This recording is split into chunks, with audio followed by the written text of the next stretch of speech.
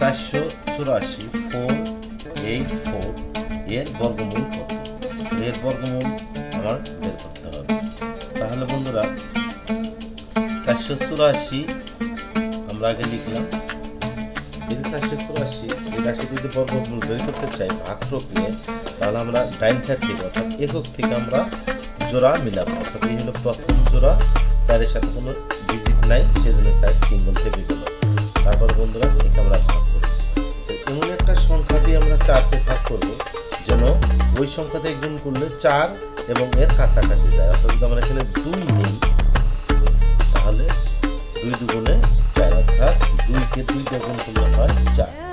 এখন আমরা 4 থেকে যদি 4 যদি বিয়োগ করি তাহলে বন্ধুরা হয় 0। এরপর আমরা এই জোড়াটাকে কেটে নিয়ে আসলাম, এই হলো 84। এরপর বন্ধুরা এই 2কে আমরা এইখানে নিয়ে আসবো ডবল করে, তাহলে 2 এর ডবল হয় 4।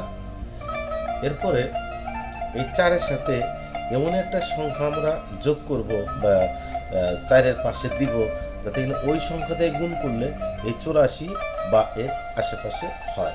অর্থাৎ আমরা এখানে যদি 1 নেই তাহলে সেই 1 দিয়ে যদি 4 যদি 1 নেই তাহলে হয় 41, 41 1 দিয়ে গুণ করলে হয় 41, সেক্ষেত্রে 84 কম হয়। আমরা 2 নেই তাহলে হয় 42, 42কে 42 দিয়ে গুণ করলে, অর্থাৎ এখানে আমরা 42 দিয়ে গুণ করবো, সেই 42কে যদি আমরা 2 দিয়ে গুণ করি তাহলে হয় 84।